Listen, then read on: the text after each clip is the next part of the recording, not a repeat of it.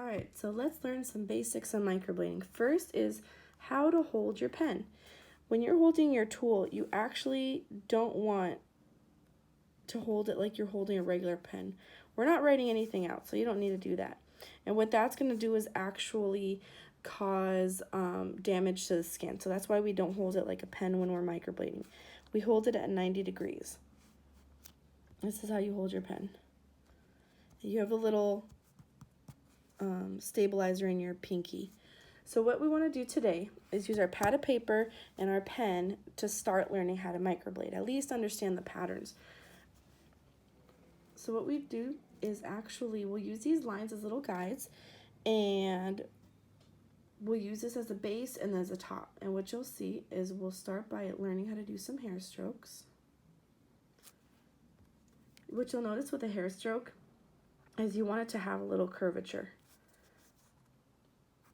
Yes. What you don't want is to hold it slanted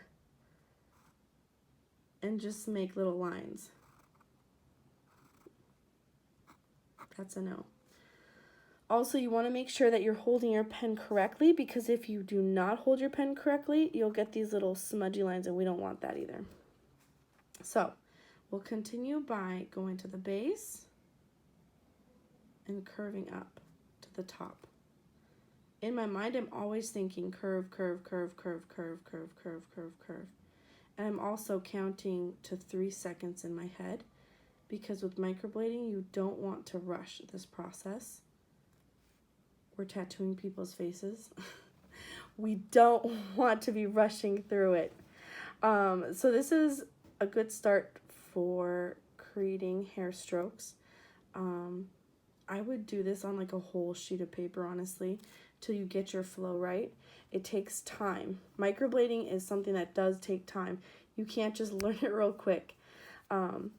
It's an art and it's a luxury service, so we do want to do the best for our clients. After you've done a lot of single hair strokes, you'll want to start doing double hair strokes. So what you do with this is start at the bottom, and then you curve, but you don't actually hit the top line. You want to leave a space there. And then you're going to be really close to this hair stroke, about 1 millimeter apart. And you want to leave a little space at the bottom and have your curvature and have it hit the top of this line. So do you see that, how it's left some space here and some space here? It kind of makes an unevenness, which really looks beautiful in microblading and looks realistic. So again, I'm holding my pen at a 90-degree angle and going from the bottom and leaving a space up top. And then I'm going from the bottom with some space, and then curving, curving to the top.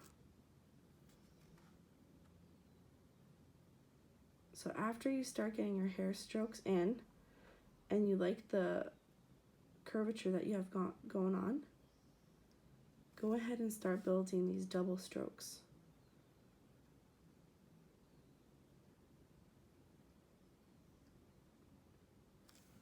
Again, you don't want to do lines, and you don't want them to be parallel to each other. Okay, so send me some of your work. Let's see it, and let's check in, and we'll start building the head of the brow.